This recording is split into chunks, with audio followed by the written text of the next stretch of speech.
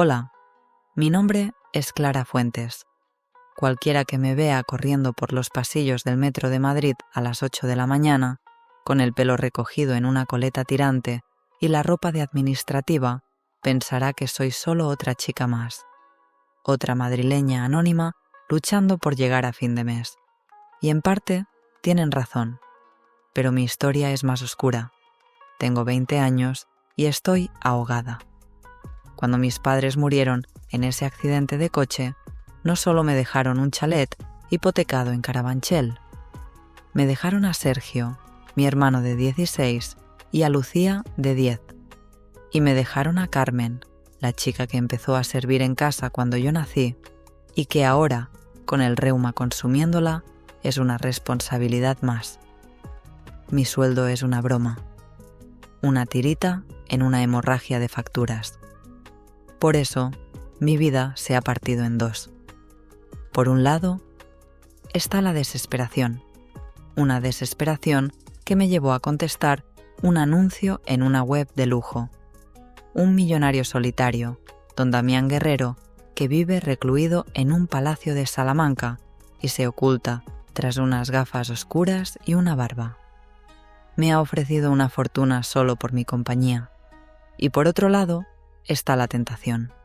Un hombre que me encuentro cada mañana en el metro, Leo Valdés, un simple contable de mi empresa, insolente, bronceado, con unos ojos grises que parecen desnudarme en la estrechez del vagón y una sonrisa irónica que me provoca. Es pobre, es atrevido y es todo lo que no debería desear.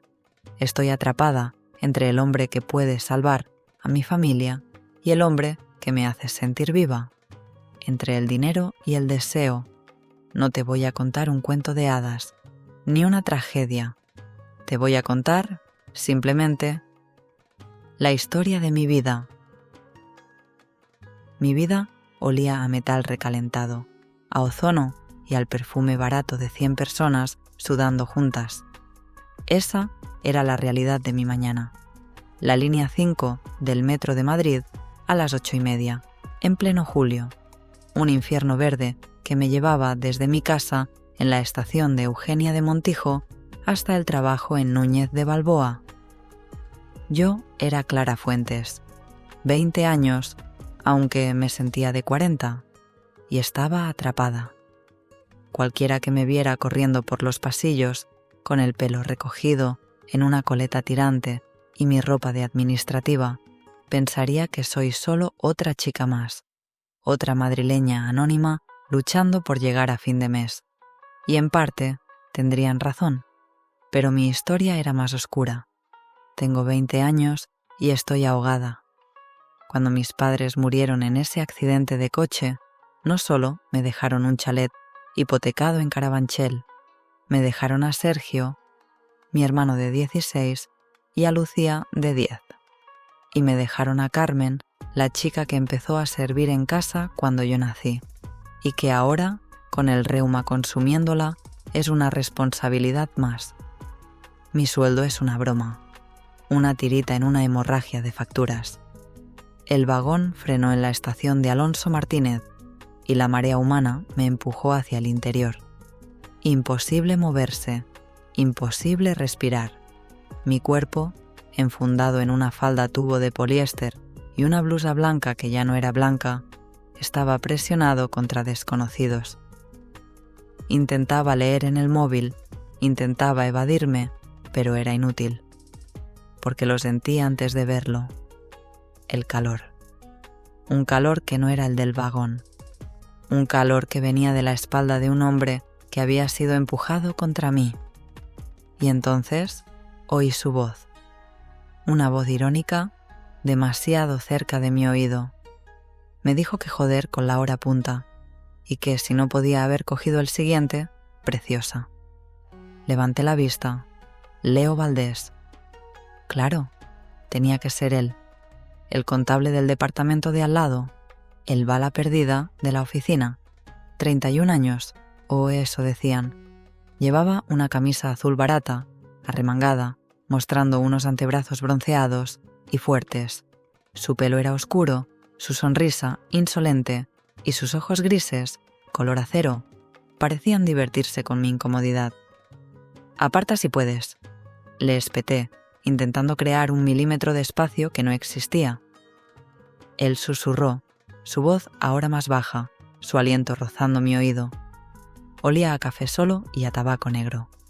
Me dijo que no podía y que, créeme, no le importaría, pero su jefe creía que era contable, no acosador del metro. El tren dio una sacudida. Mi mano se resbaló del asidero y para no caer, tuve que apoyarla en su pecho. Fue un error delicioso y terrible. Bajo la tela áspera de su camisa, sentí el músculo duro, el calor de su piel. Su corazón latía con un ritmo firme, ajeno a la urgencia de la mañana. Levanté la mirada, asustada.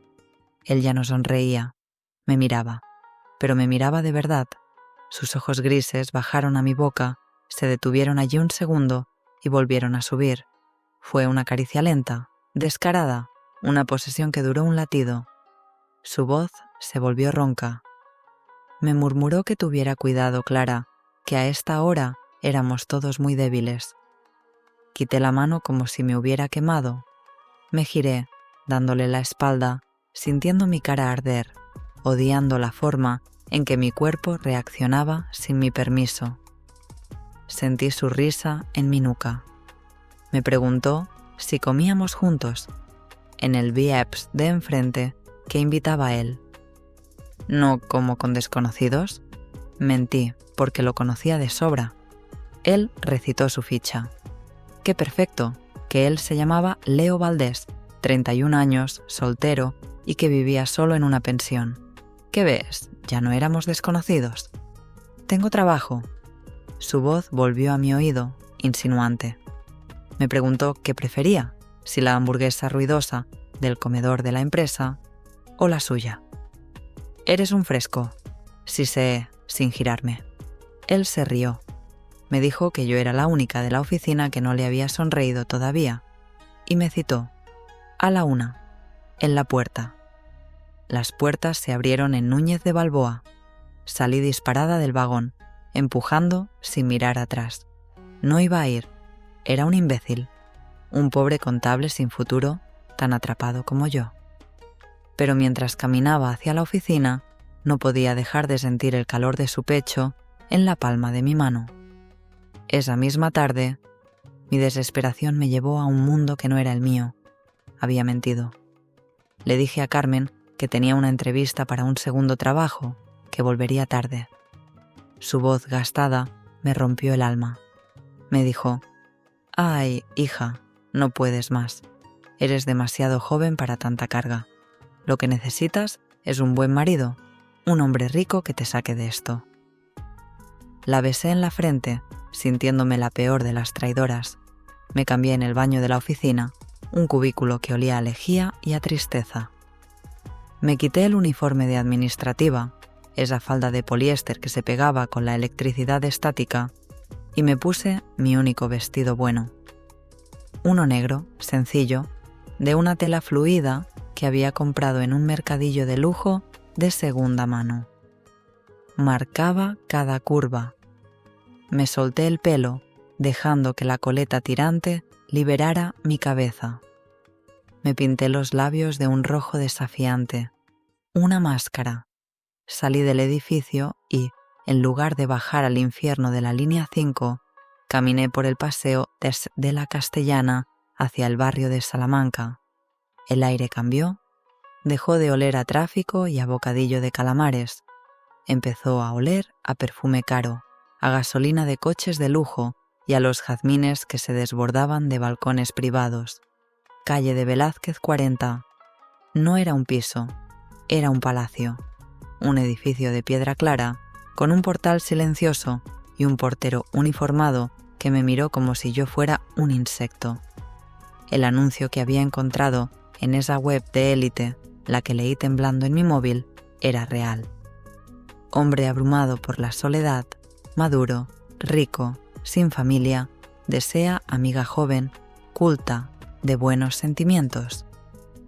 El criado que me abrió la puerta en el ático era viejo, silencioso, y me analizó de arriba a abajo. Me dijo que el señor me esperaba. Me guió por un vestíbulo que era más grande que toda mi casa de Carabanchel. Mis tacones baratos se hundieron en una alfombra tan gruesa que parecía que caminaba sobre musgo. No había ruido, solo el tic-tac de un reloj de pared. Me hizo pasar a una biblioteca. Las paredes estaban forradas de libros encuadernados en cuero. Olía a madera vieja, a cera y a algo más, un olor masculino a tabaco de pipa y a una colonia cara, casi rancia. Las cortinas de terciopelo oscuro estaban echadas, a pesar de que fuera brillaba el sol de las 7 de la tarde. Y entonces, desde la sombra más profunda, apareció él. Era alto, elegantemente vestido, con un traje oscuro que parecía hecho a medida, pero era macabro. Llevaba unas gafas de sol negras, opacas, en el interior de una habitación en penumbra, y su rostro estaba cubierto por una barba oscura, perfectamente recortada, que le ocultaba la boca y la mandíbula. Me recordó a esos villanos de las películas antiguas. Su voz era grave, pastosa, como si no la usara a menudo.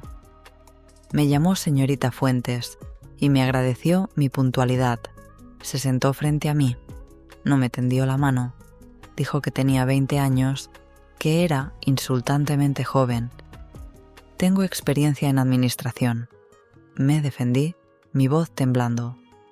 Él pareció sonreír bajo la barba. Me dijo que no me había llamado por mi experiencia en administración, sino por esto. Sus dedos, largos y pálidos, rozaron mi foto en la tablet que sostenía. Sentí un escalofrío. El anuncio. Continué tragando saliva. Pedía a alguien culto. Estudié historia del arte. Él asintió. Lo sé, dijo. Y piadosa, y de buenos sentimientos. ¿Es usted piadosa, Clara? Había burla en su voz. Soy responsable, dije. Tengo una familia. Él se reclinó, uniendo las puntas de sus dedos. Las gafas negras me analizaban. Era insoportable.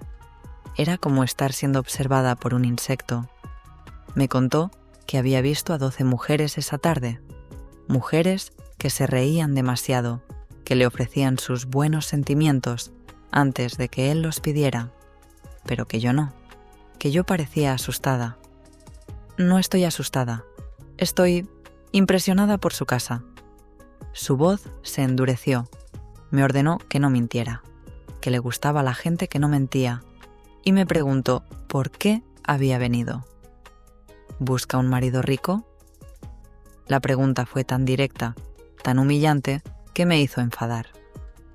He venido porque necesito el trabajo, señor. Mi familia depende de mí. Pero si su oferta incluye algo que no sea compañía y conversación, he perdido el tiempo. Soy decente.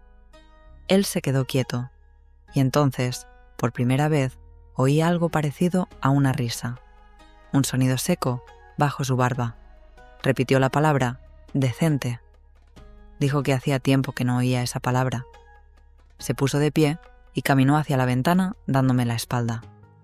Me explicó que estaba harto de las mujeres de su círculo, harto de la mentira, que había sufrido un desengaño, que buscaba algo puro, y que yo, con mi miedo y mi orgullo, era lo más puro que había visto en años.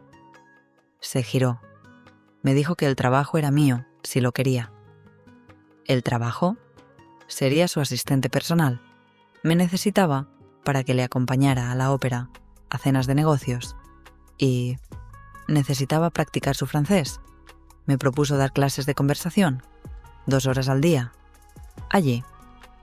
Yo... Me interrumpió. Me pagaré 5.000 euros al mes. Me quedé sin aire. 5.000. Era más de lo que ganaba en 4 meses. Era la hipoteca. Eran los libros de Sergio. Era el tratamiento de Carmen. Era mi alma. ¿Por qué? Susurré. ¿Por qué yo? Él se acercó. Se inclinó. Estaba tan cerca que podía oler su colonia, el olor a tabaco caro. Su voz bajó a un susurro que me erizó la piel. Dijo que era porque yo era la única que no había intentado seducirle, y porque, detrás de ese orgullo, veía mi necesidad. Y eso, susurró, la hace manejable. Quise abofetearlo, quise correr, pero pensé en Carmen, pensé en la carta del banco. Acepto, dije. Bien, dijo él. Mañana, a las 5. Salí de ese palacio casi corriendo. Me metí en la boca de la estación de Serrano, de vuelta al mundo real. Apreté el móvil en mi mano. Me sentía sucia, profanada, pero por primera vez en 2 años podía respirar. No sabía que, al aceptar ese trato con el diablo, acababa de conocer a mi destino y que mi verdadero infierno, el infierno del deseo, estaba a punto de empezar en el vagón de la mañana siguiente. La noche fue un infierno en blanco. Di vueltas en mi cama de Carabanchel, sintiendo la textura áspera de las sábanas contra mi piel, una piel que se sentía sucia, tasada, comprada. 5.000 euros, el precio de mi compañía, el precio de mi alma. La cifra bailaba en mi cabeza, luminosa y obscena. Era la hipoteca, era el tratamiento de Carmen, era el futuro de Sergio, era mi jaula de oro. Me levanté mucho antes de que sonara el despertador. Vi la primera luz gris de Madrid colarse por la persiana rota. Oí la tos seca de Carmen desde su cuarto, un sonido que era el motor de mi desesperación. El olor a café quemado de la cocina me dijo que Sergio ya se había levantado para ir al instituto. Era por ellos, era por esto. Me vestí con una rabia sorda, eligiendo la falda más gris, la blusa más cerrada. Quería ser invisible, quería desaparecer. Pero, sobre todo, una parte oscura y vergonzosa de mí quería que llegaran las 8:30. Quería volver a sentir el calor de Leo Valdés en el vagón. Quería su insolencia, su calor real, su pobreza vibrante. Quería que su realidad borrara el frío artificial y educado de la biblioteca de Damián Guerrero. El metro llegó, puntual como una condena. Mismo vagón, misma aglomeración. El olor a metal, ozono y sudor ajeno. Mis ojos, traicioneros, lo buscaron entre la masa. Primero, una punzada de decepción. Y entonces lo vi. Estaba de espaldas a mí, cerca de la puerta, hablando con una chica rubia que le sonreía con la boca abierta, encantada. Sentí una punzada, estúpida. Celos. ¿De qué? ¿De un contable sin futuro que no era nada mío? Las puertas se cerraron y el frenazo me lanzó hacia él. Esta vez fue mi espalda la que chocó contra su pecho. El impacto fue total. Pude sentir el músculo duro contra mis omóplatos, el calor de su cuerpo traspasando mi blusa barata. El vello de mi nuca se erizó. La chica rubia me miró con fastidio. Leo se giró. Su sonrisa insolente se borró al verme. Sus ojos grises, color acero, me recorrieron. Juro que pudieron ver el cansancio, la noche en vela, el pacto con el diablo que había firmado. Se disculpó con la chica sin apartar sus ojos de los míos. El vagón entero desapareció. Él se inclinó, su boca de nuevo demasiado cerca de mi oído, su aliento a café golpeándome la piel. Me susurró su voz ronca. «¿Mala noche, Clara? Pareces una mujer que no ha dormido». No era una pregunta, era una afirmación. Asentí, incapaz de hablar. Él no se apartó. El calor de su cuerpo se filtraba a través de mi ropa. Era un calor protector, casi posesivo. El tren se balanceó. Su mano, como por accidente, se apoyó en la barra, justo al lado de mi cabeza, creando una jaula íntima. Estábamos rodeados por un muro de cuerpos, pero estábamos solos. Me dijo que lo de la comida seguía en pie, que esta vez no aceptaba un no, que comeríamos en el autoservicio de la torre, el de los empleados. Rápido y barato, que a la 1. Me lo dijo como una orden, no como una invitación. Y yo que acababa de venderme por 5.000 euros a un millonario, no tuve fuerzas para negarme a una comida de 6 euros con un contable. A la 1:05, mi estómago era un nudo. ¿Por qué iba a ir? Era una estupidez. Era jugar con fuego. Pero mis pies me llevaron solos. El comedor de empleados era un caos de ruido, olor a fritanga y bandejas de plástico. Y allí estaba él, en la esquina más ruidosa, con 2 refrescos ya sobre la mesa, guardándome un sitio. Me acerqué, sintiéndome como una colegiala en su primera cita. Él me sonrió, esa sonrisa que me desarmaba. Me dijo que había tardado. Fui a por mi bandeja. Una ensalada triste. Él ya tenía una hamburguesa doble. Me senté frente a él. Él comía con ganas, sin dejar de mirarme. ¿Solo eso?, me preguntó, señalando mi plato. ¿Nueva dieta de chica responsable? No tengo hambre. Él dejó la hamburguesa. Se limpió la boca, sus ojos grises fijos en mí. Eran ojos que veían demasiado. ¿Qué te pasa, Clara?, me preguntó, su tono jovial desaparecido. ¿Nada? Trabajo. ¿Seguro?, insistió. Pareces diferente, como si te hubieran subido el sueldo y no supieras si celebrarlo o llorar. Tragué saliva. ¿Cómo podías saberlo? Eres un imbécil, Leo. Soy observador. Y te veo. Veo que estás asustada. Veo que estás cansada. Y veo que te muerdes el labio cada vez que te miento. O cada vez que te digo una verdad. Alargó la mano sobre la mesa, sus dedos rozando los míos sobre el plástico pegajoso. Un roce accidental que duró demasiado. Salté hacia atrás, retirando la mano. Él sonrió, pero su mirada era seria. Ahí está, susurró. Esa chispa. Me gustas, Clara Fuentes. Me gustas a rabiar. Me gustas porque tienes más fuego y más miedo que nadie en este maldito edificio. No supe qué decir. Me levanté, cogí mi bandeja. Tengo que volver. Él no me detuvo. Solo me dijo mientras me alejaba: «Mañana te guardo el sitio». Salí de allí corriendo, con el corazón golpeándome el pecho. No era solo su insolencia, era su ternura. Y eso era mucho más peligroso. Llegué a casa a las 4:30. Tenía 30 minutos para transformarme. Carmen estaba en la cocina, removiendo un guiso que olía a pimentón y a cariño. Me miró con sus ojos cansados. Me preguntó qué tal la entrevista. La mentira se me atragantó. Dije que bien, que había conseguido el trabajo. Sus ojos se iluminaron. ¿De verdad, hija? ¿Qué trabajo? Dando clases de francés. Mentí, adaptando la farsa de Damián. A un ejecutivo extranjero. Quiere practicar. Carmen aplaudió, secándose las manos en el delantal. Estaba tan orgullosa.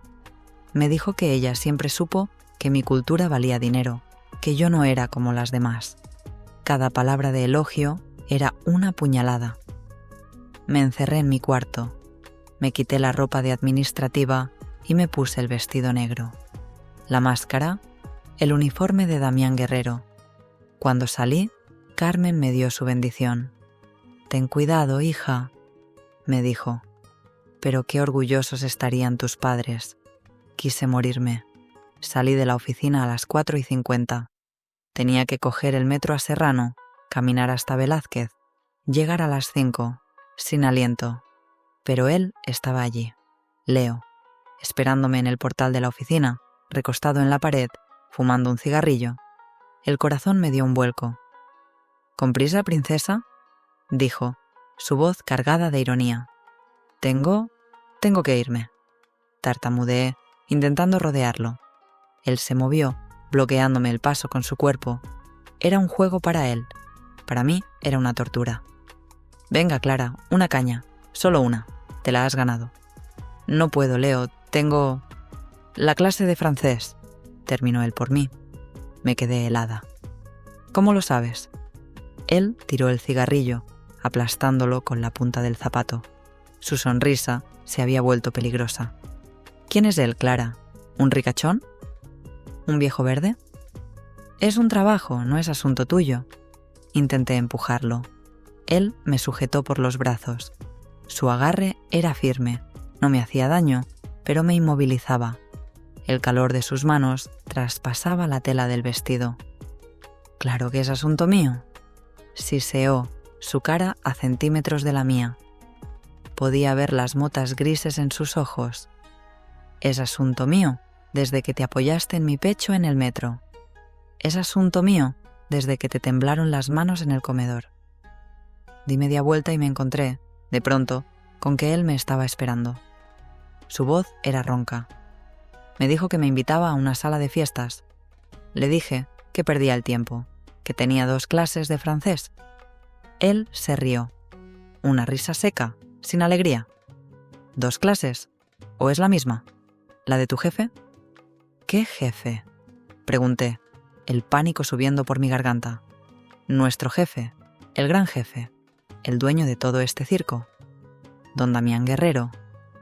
Sentí que el suelo desaparecía bajo mis pies. Él lo sabía todo. Su mirada se endureció. Me soltó, pero su voz me mantuvo prisionera. Me dijo, con un desprecio helado, que si no me lo creía, que le preguntara a cualquiera. «Al de la barba», murmuró. Me dijo que estaba loco, que era un maniático insoportable que se escondía del mundo porque una mujer le había roto el corazón. Me susurró, y su aliento volvió a quemarme la piel, que tuviera cuidado, que esos hombres no buscaban profesoras de francés. Esos hombres, siseó, buscan comprarse un alma nueva. ¿Y la tuya, Clara? La tuya parece que está en oferta». Me abofeteó con las palabras. El dolor fue tan agudo que me robó el aliento. «¡Vete al infierno, Leo!», le grité, las lágrimas de rabia y humillación quemándome los ojos. Lo empujé con todas mis fuerzas y eché a correr. Corrí por la Castellana sin mirar atrás, pero podía sentir su mirada clavada en mi espalda, una mirada fría, triunfante y extrañamente triste. Corría huyendo de él, huyendo del contable insolente, y corría, sin saberlo, directa a la trampa del hombre que acababa de describirme.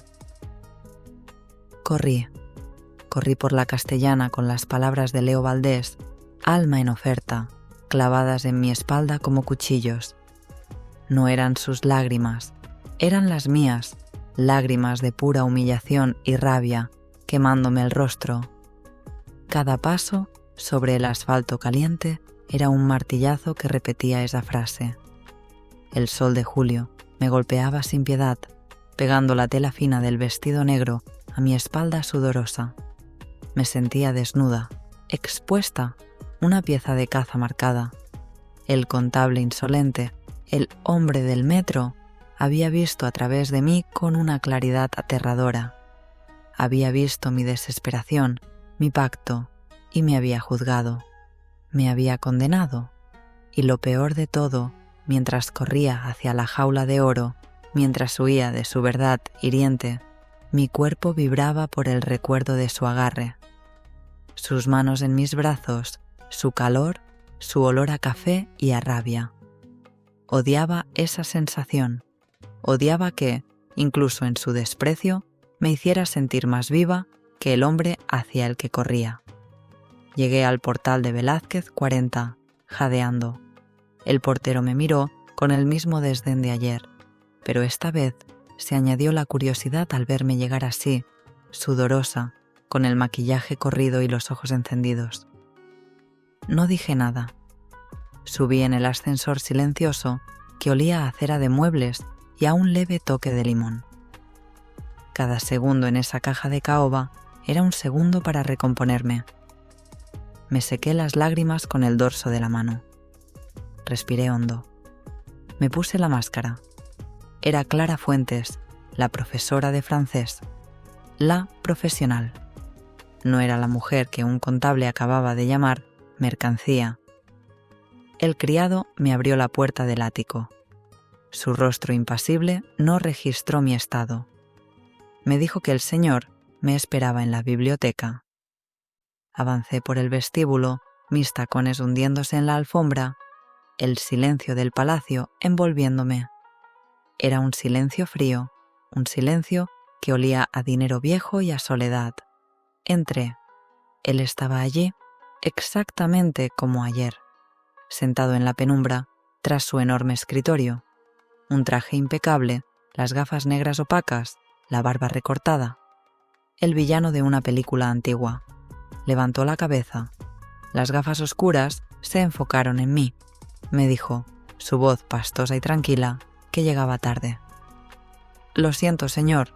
El tráfico...» tartamudeé. Él me interrumpió, su voz sin inflexión.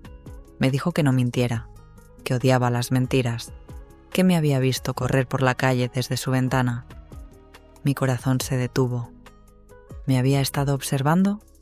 ¿Desde esa altura? Me sentí como un insecto bajo un cristal. Me dijo que me sentara, que parecía agitada. Me senté en el borde de la silla de cuero, la piel fría contra mis muslos. Él me observó en silencio durante 1 minuto que pareció 1 hora. Yo solo podía oír el eco de la voz de Leo. «Está loco, un maniático». «¿Comenzamos nuestra lección, señorita Fuentes?», dijo al fin. Yo asentí, sacando una libreta de mi bolso. Un gesto ridículo. «¿Quiere que le hable en francés?», pregunté, mi voz temblando. Él soltó esa risa seca, casi inaudible. Me dijo que podíamos dejar la comedia, que sabía perfectamente que yo no era profesora de francés. Mi sangre se heló. Pero el anuncio pedía compañía. ¿Culta? Sí, pero compañía. Y yo necesito practicar mi francés, continuó. Pero no nos engañemos. Podría contratar al mejor profesor de la Alianza Francesa. La he contratado a usted. Y quiero saber por qué una mujer como usted, joven, hermosa y orgullosa, responde a un anuncio tan equívoco. La palabra equívoco me golpeó. Era la misma acusación de Leo. De pronto, el miedo fue reemplazado por la ira contra él, contra Leo, contra mi vida. Respondí, «Señor Guerrero, porque mi familia se muere de hambre, porque mi sueldo de administrativa no paga la hipoteca que dejaron mis padres ni las medicinas de la mujer que me crió. Respondí, porque estoy desesperada. Y su anuncio, equívoco o no, ofrecía dinero». Mi voz temblaba, pero le sostuve la mirada. O, al menos, la mirada de sus gafas negras. Él se quedó quieto. Y entonces hizo algo que me sorprendió. Se quitó las gafas. No pude ver sus ojos. La habitación estaba demasiado oscura, pero el gesto me pareció extrañamente vulnerable. Me dijo que su voz sonaba apacible, que sentía lo de mis ojos, que los tenía enfermos. Me dio un cigarrillo. Yo negué. Él encendió uno, largo y delgado. El humo olía a algo dulce y pesado. Me dijo que, entonces, éramos 2 personas desesperadas. ¿Usted? ¿Desesperado? La ironía se me escapó. Él asintió. Me explicó que estaba desesperado por encontrar algo puro, algo real.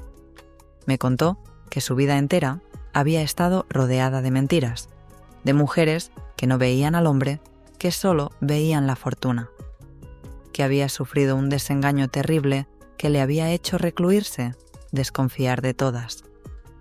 Me dijo que el anuncio fue un experimento, una forma de encontrar a alguien que estuviera fuera de su círculo, que cientos de mujeres habían desfilado por esa misma silla, mujeres que se ofrecían, mujeres que mentían, y entonces llegué yo, la chica asustada que hablaba de ser decente. Me dijo, y su voz bajó, que yo era diferente, que mi necesidad era honesta, que yo no quería seducirlo, solo quería el dinero, y que esa honestidad, paradójicamente, era lo que él buscaba. Se levantó y caminó hacia mí. Se detuvo a mi lado. Su presencia era fría, olía a esa colonia rancia y a tabaco caro. No era el calor animal de Leo, era un frío que controlaba, que calculaba. Sentí un escalofrío. Me dijo que el trabajo era sencillo, que le leería en francés, que hablaríamos de arte, que le acompañaría a cenas aburridas y que, si con el tiempo surgía algo más, una amistad espiritual, dijo, él estaría encantado. A pesar mío, me ruboricé. Él debió notarlo, porque su voz se suavizó. Me aseguró que no se asustara, que no ocurriría nada que yo no deseara, que él, por encima de todo, buscaba sinceridad. Y que incluso, si ambos descubríamos que nos amábamos, no dudaría en pedirme que me casara con él. El alma se me cayó a los pies. Matrimonio. Leo tenía razón en todo. Este hombre no estaba buscando una empleada, estaba buscando una esposa pura, comprada con dinero, pero que fingiera no saber que había sido comprada. Era una trampa mucho más profunda de lo que había imaginado. La siguiente hora y media fue una tortura surrealista. Sacó un libro de poesía francesa, Baudelaire, Las flores del mal, y me pidió que leyera El balcón, Mère de souvenirs, maîtresse de maîtresse, madre de los recuerdos, amante de las amantes. Mi pronunciación era torpe, oxidada por años de no usarla. Él me corregía con una paciencia fría.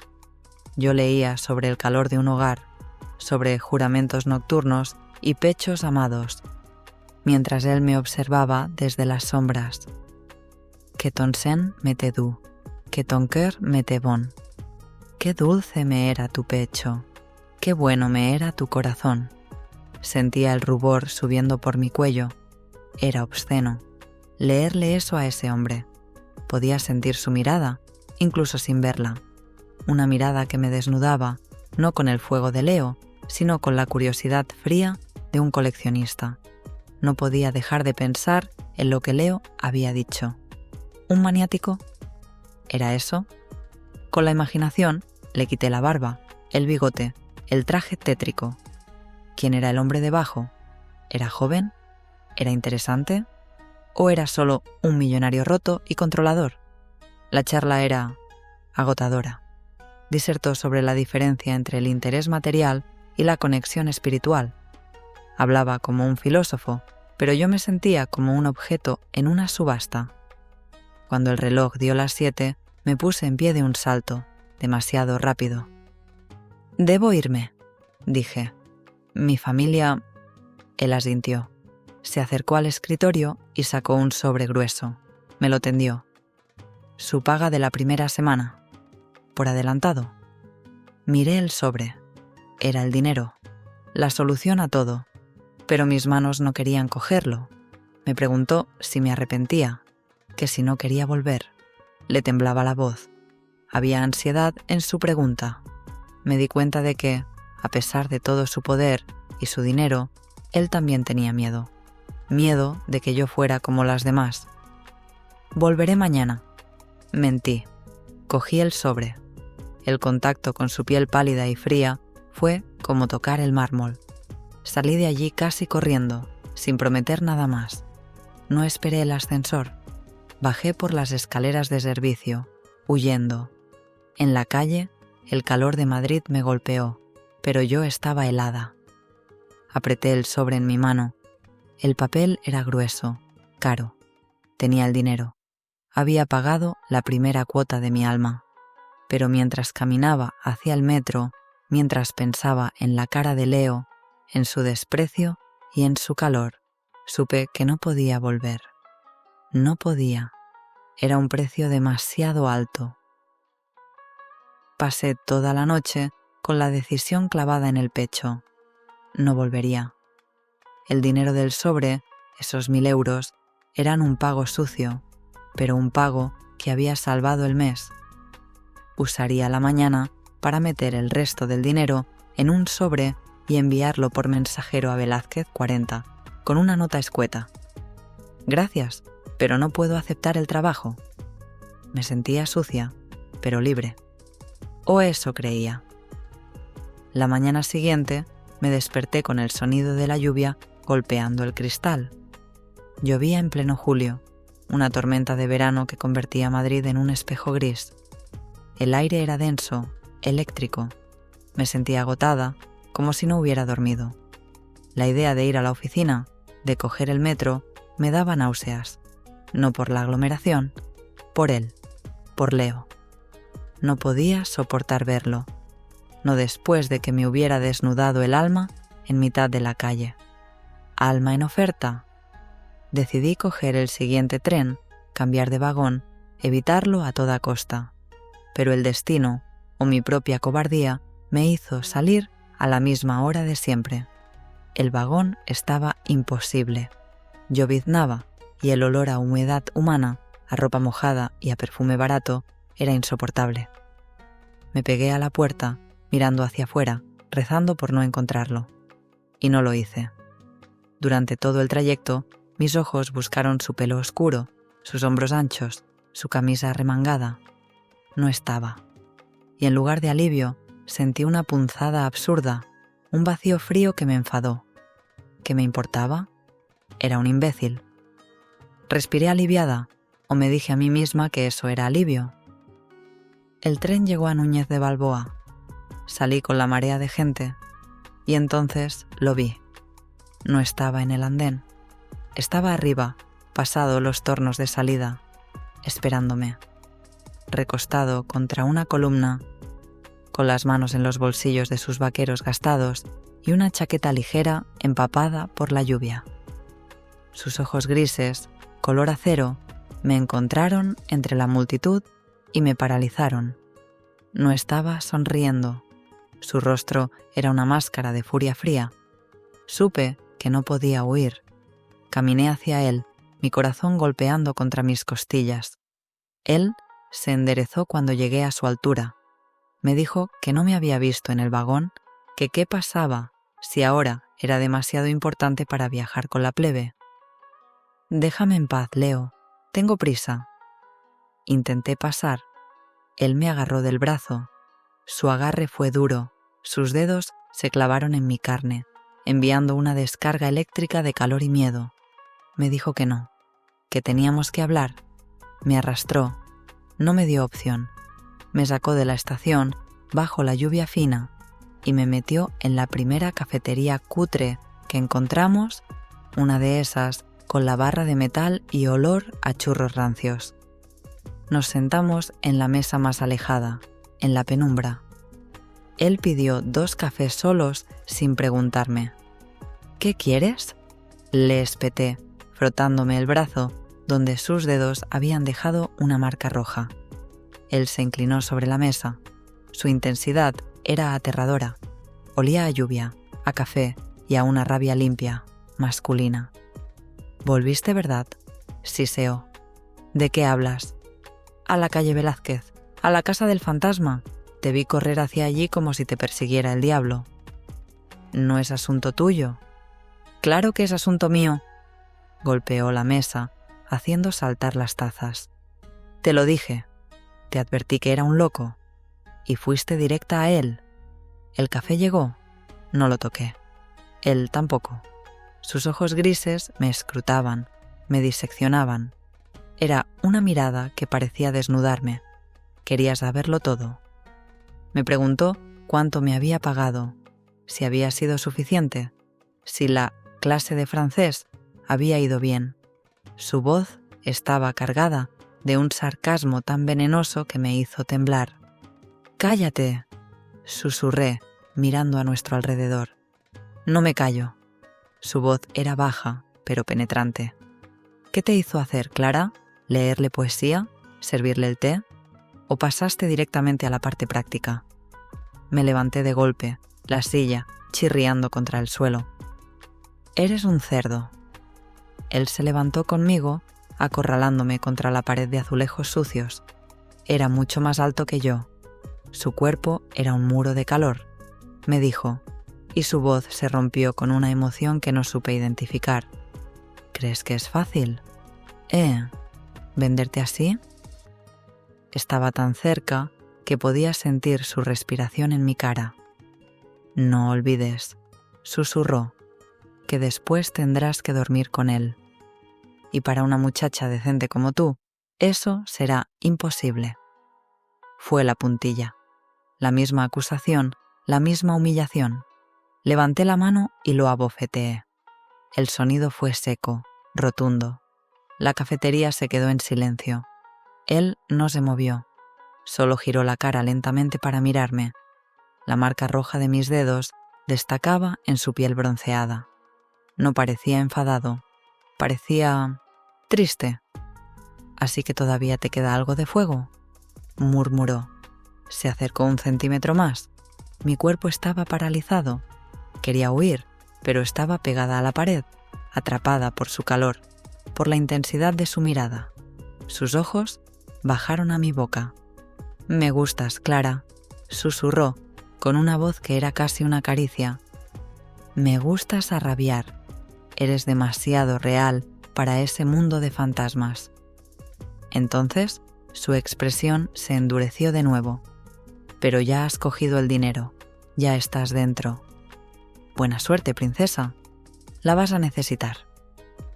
Se apartó de mí, dejó un billete de 5 euros sobre la mesa para pagar los cafés que no habíamos tocado y salió de la cafetería, desapareciendo bajo la lluvia.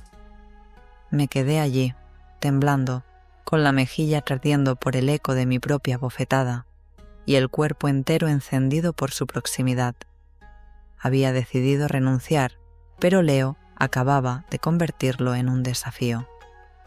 Acababa de insinuar que yo no tenía agallas para ese mundo, y mi orgullo, herido y estúpido, empezó a gritar. Quizás sí podía, quizá volvería, solo para demostrarle a él, al contable insolente que se creía con derecho a juzgarme, que yo no estaba en oferta, que yo era la que ponía el precio. Pasé el resto del día en la oficina como un fantasma. Los números en mi pantalla bailaban. No podía concentrarme. No envié el sobre a Damián Guerrero. La bofetada a Leo me había dejado inquieta y su última advertencia resonaba en mi cabeza. ¿Ya estás dentro? ¿Qué significaba eso? A la hora de comer, evité el comedor de empleados. No podía soportar la idea de encontrarlo, de ver esa sonrisa irónica sabiendo lo que sabía. Me fui al autoservicio de la competencia, al otro lado de la Castellana. Cogí una bandeja y busqué una mesa. El local estaba lleno de empleadas de otras oficinas, todas hablando a la vez.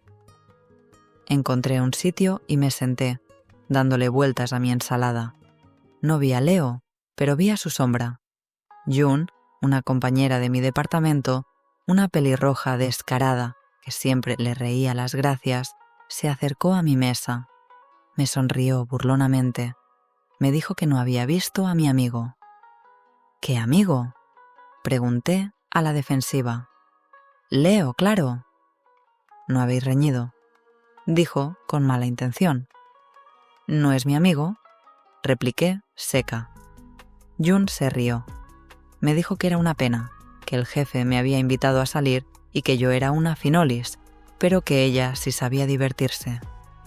Me contó que anoche había estado en un cabaret muy elegante, un sitio al que yo no podría ni soñar con entrar, un sitio donde la gente se divertía escandalosamente, y entonces soltó el veneno. ¿Y sabes a quién vi allí?, susurró inclinándose. Vestido de etiqueta, con una gardenia en el ojal, a tu amigo Leo. El corazón me empezó a latir con fuerza, un tambor sordo en mi pecho. ¿Estás mintiendo? Él es un contable. ¿Él? ¡Un contable!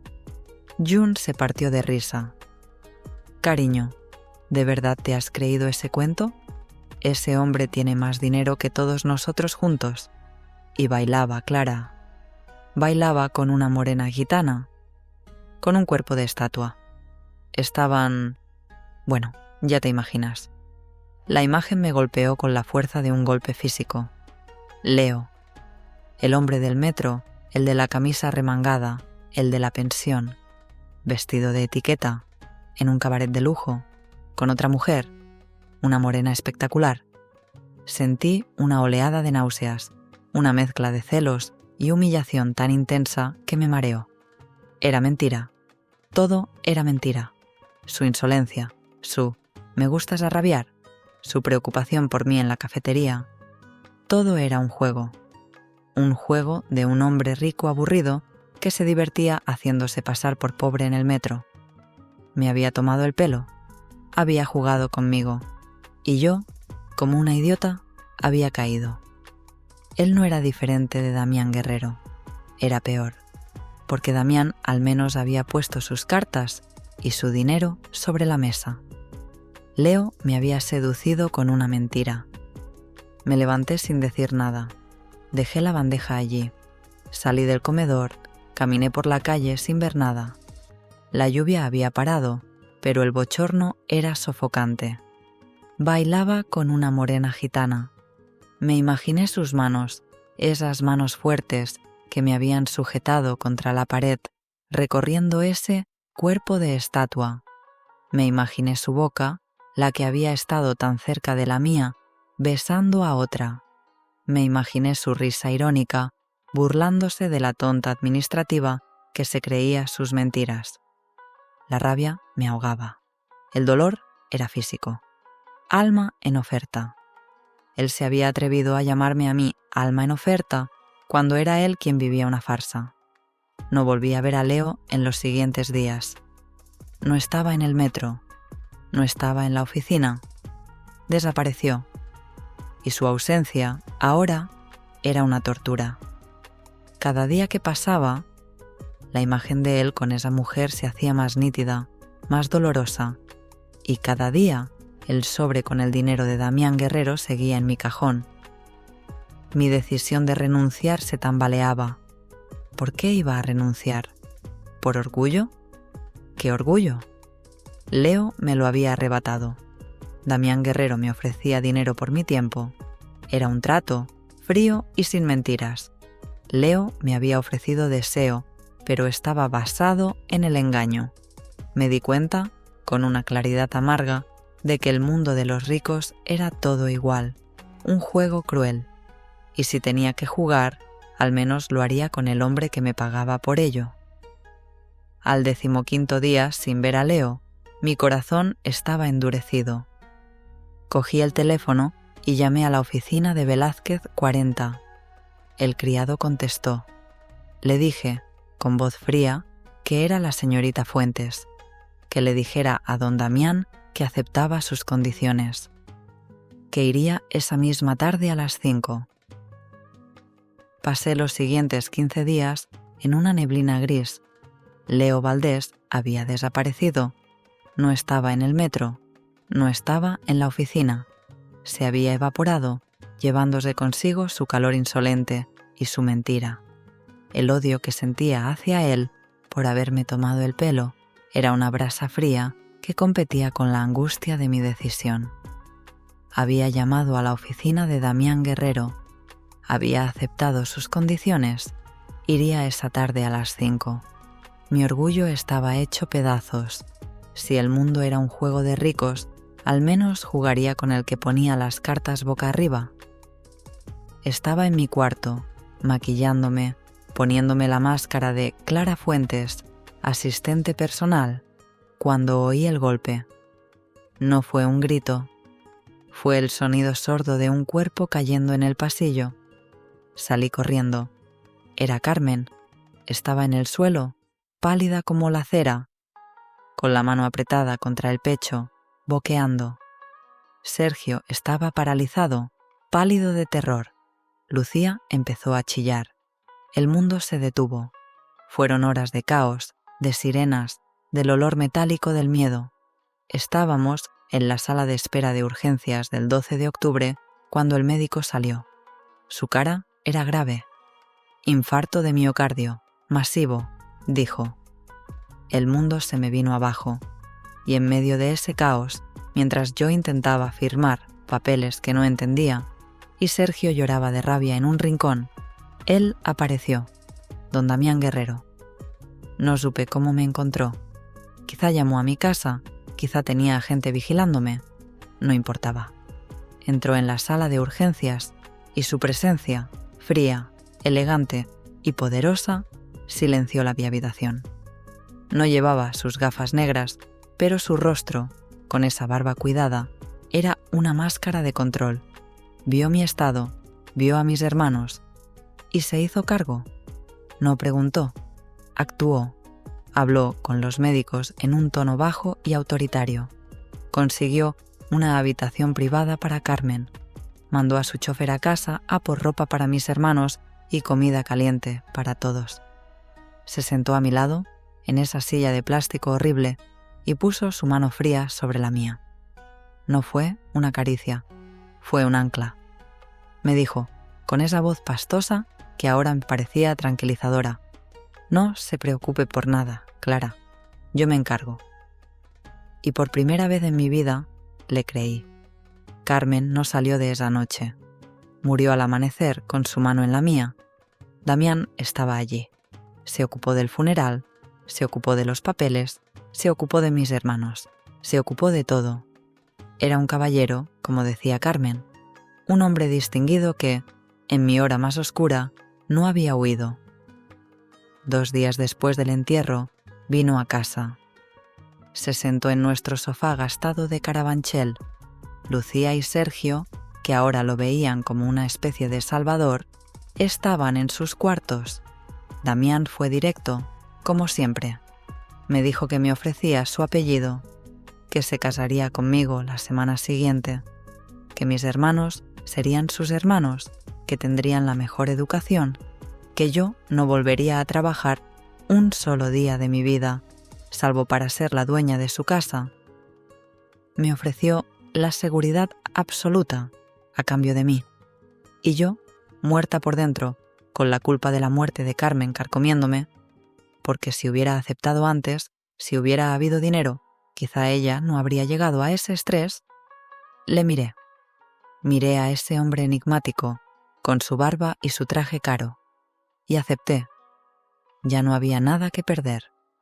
Mi alma ya estaba en oferta, y él la había comprado. La noche antes de la boda civil, estaba en mi cuarto, metiendo mis pocas pertenencias en una maleta de lujo que Damián me había enviado.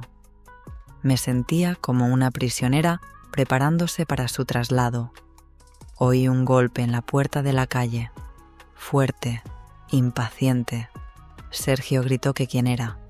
Oí una voz que me heló la sangre y me la hizo arder al mismo tiempo. La voz de Leo. Busco a Clara. Salí de mi cuarto como una sonámbula. Él estaba en mi pasillo, el mismo Leo Valdés, más delgado, con ojeras, pero con la misma camisa remangada y la misma rabia en sus ojos grises. «¿Qué haces aquí?», susurré. Él me miró y su mirada recorrió mi vestido nuevo, la maleta cara.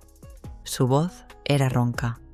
Me dijo que había estado enfermo, que había estado fuera y que acababa de enterarse de lo de Carmen, que lo sentía y que había vuelto por mí. «Es tarde, Leo, vete». Intenté cerrarle la puerta de mi cuarto. Él la bloqueó con el pie. «No». Me agarró del brazo con esa fuerza que yo recordaba tan bien, ese calor que me había vuelto loca en el metro. Me prometí mantenerme alejado 15 días para que pensaras, no para que te vendieras al fantasma. «Suéltame», grité, luchando. «Tú me mentiste. El cabaret. La mujer. Sé que eres rico».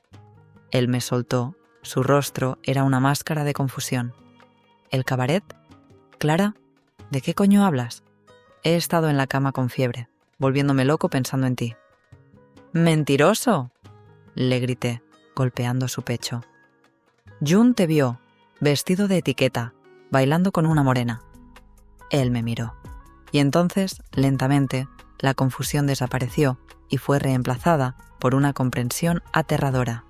Se rió, una risa seca, sin alegría. «Así que...», Jun me vio. «Mierda. Es verdad. Eres un rico jugando a ser pobre. Me has estado humillando». «Clara», intentó tocarme. Lo aparté. «Vete. Mañana me caso». «¿Qué?». «Me caso con Damián Guerrero. Él al menos es honesto. Él me cuidará a mí y a mis hermanos». La expresión de Leo se rompió.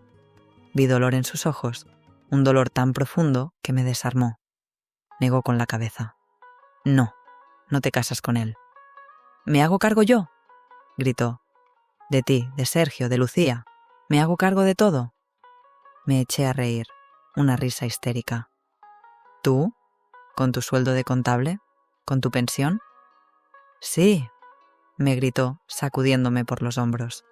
¿Con mi sueldo? Te amo, Clara. Te amo más que a mi vida y no voy a dejar que te vendas.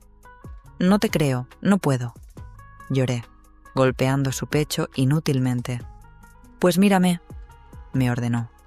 Me obligó a mirarlo. Sus ojos grises ardían. Tienes razón, dijo, su voz cambiando, volviéndose más lenta, más grave, más pastosa. La voz de Damián. Me quedé helada.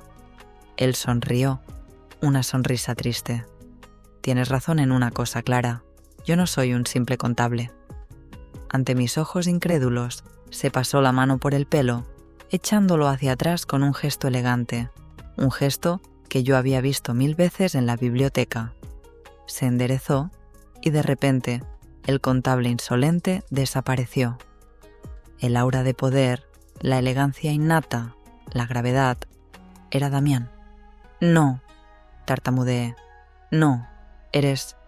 Soy Damián Guerrero, dijo, su voz ahora idéntica a la del hombre de la barba.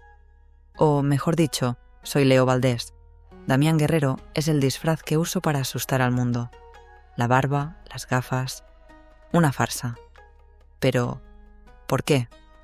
Porque me destrozaron el corazón, Clara. Una mujer me juró amor, y la descubrí riéndose de mí, amando mi dinero. Me escondí.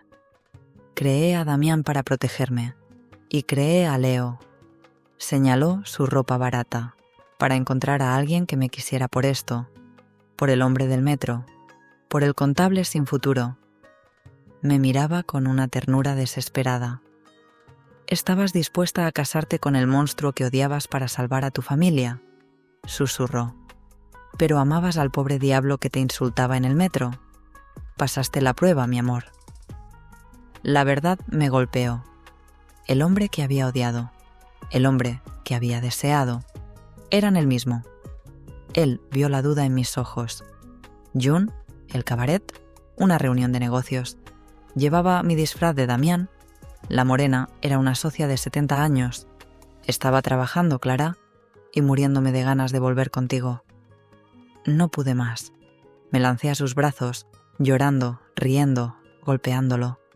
«Te odio», sollocé. «Eres un... tuyo», terminó él. Su boca encontrando la mía. El beso fue una explosión. No fue el beso frío que había temido de Damián. No fue el beso rabioso que casi habíamos compartido en la cafetería. Fue todo. Fue el calor del metro, la seguridad del palacio, la promesa de un futuro. Sus labios eran los de Leo, hambrientos, insolentes, posesivos. Pero sus manos, que me sujetaban la cara, que me agarraban la cintura, eran las de Damián, seguras, fuertes, protectoras. «Te amo», murmuré contra su boca. «Pero amo a Leo». «Perfecto», rió él, su aliento mezclándose con el mío. «Porque nos vamos a casar, y Damián Guerrero pagará la boda, pero será Leo Valdés quien te haga el amor cada noche por el resto de nuestras vidas». Me levantó en brazos, en medio de mi cuarto a medio deshacer. Y en ese instante, en ese chalet hipotecado de Carabanchel, supe que mi vida, por fin, acababa de empezar.